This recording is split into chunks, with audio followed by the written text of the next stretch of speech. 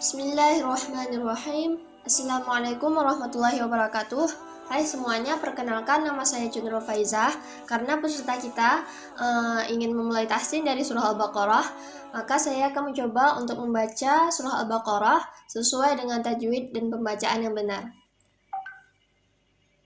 A'udzu billahi minasy syaithanir rajim. Bismillahirrahmanirrahim. Alif Lam Mim. Oke, pada ayat pertama pembacaan lam itu panjang dikarenakan ada mad wajib mutasil yang dibaca sepanjang 4 ataupun 5 harokat. Dan saat ingin memasuki huruf mim ada huruf mim yang ditekankan karena di situ ada gunnah dan penekanannya itu sebanyak 2 harakat.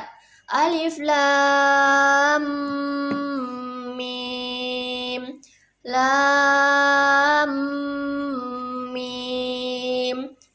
Karena di situ ada gunnah, maka ada penekanannya sebanyak 2 harakat.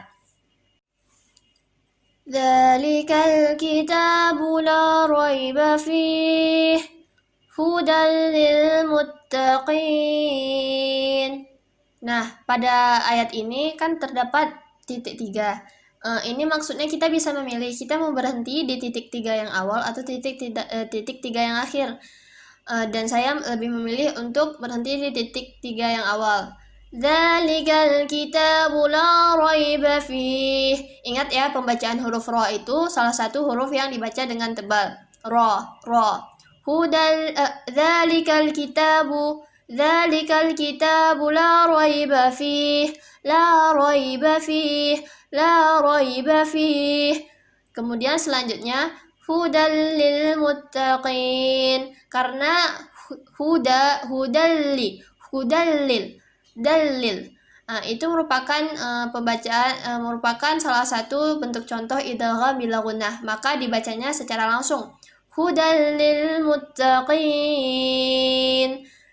Dan kenapa saya membacanya dalam pembacaan hudan lil muttaqin, saya membacanya panjang karena itu merupakan salah satu dari bentuk mad arid li sukun yang bisa dibaca sepanjang 1, 2, atau 3 alif, atau bisa dikatakan sepanjang 2 harokat, 4 harokat, ataupun 6 harokat.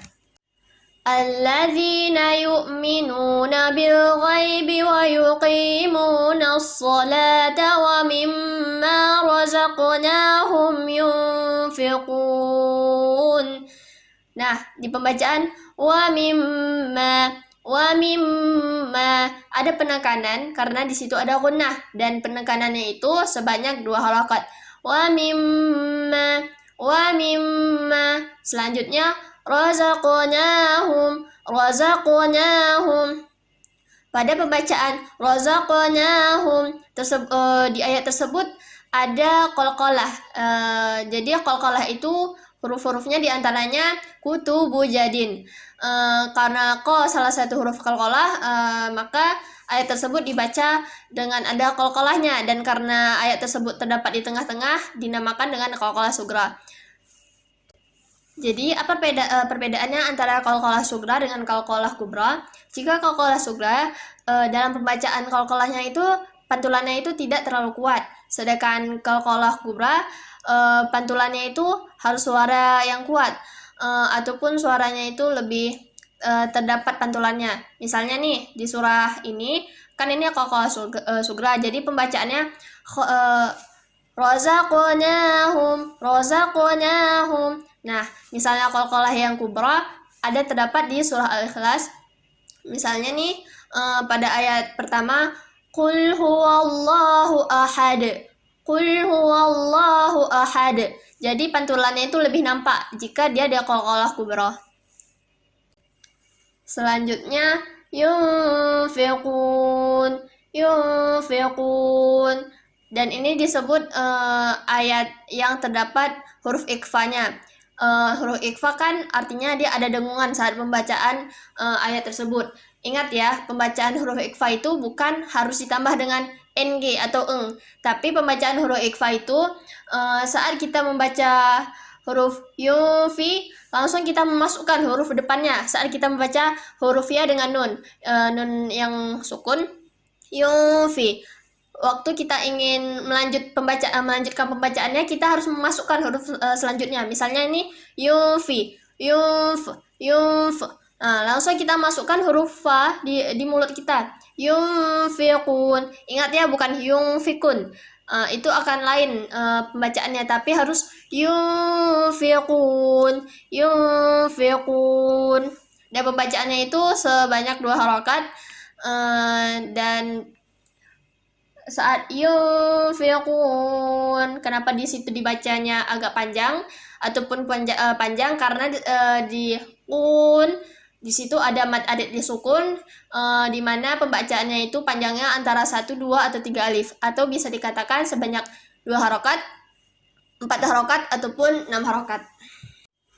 Walladzina yu'minuna bima unzila ilaika wa ma unzila min qablik wa bil akhirati hum yuqinun. Selanjutnya di pembacaan bima. Ingat, di situ harus panjang ya dibacanya. Kenapa? Karena itu merupakan mad jaiz munfasil yang dibacanya sepanjang 4 ataupun 5 harokat. Dan di pembacaan unzila kan sudah sebelumnya sudah saya bilang kalau misalnya pembacaan untuk ikhfa itu dia dibaca dulu unzi. Dia harus saat sudah menyebutkan huruf nunnya, kan kita sudah memasukkan huruf nunnya dan pembacaan selanjutnya itu kita masukkan huruf di depannya. Unzi. Ingat, jangan tapi unzila ilaika wa ma unzila min qablik. Kenapa di pembacaan huruf qaf dibaca min qablik? Karena huruf qaf itu kan merupakan salah satu huruf yang tebal nih.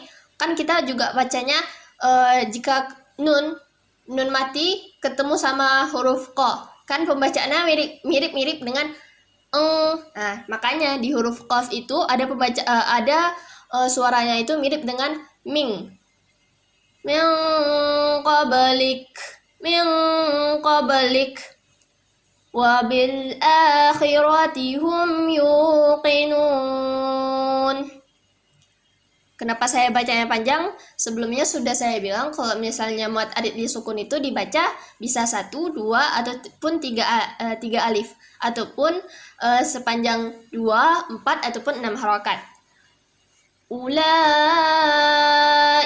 ala hudam mir rabbihim wa ulaika humul muflihun.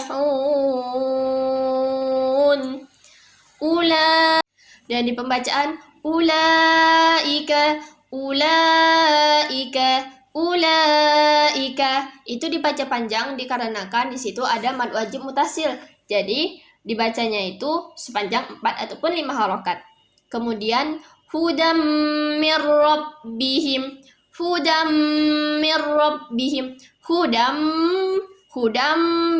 Hudammir. Nah, di situ ada penekanannya waktu pembacaan huruf mim, karena di situ ada idgham bil gunnah yang dibaca sepanjang 2 harokat.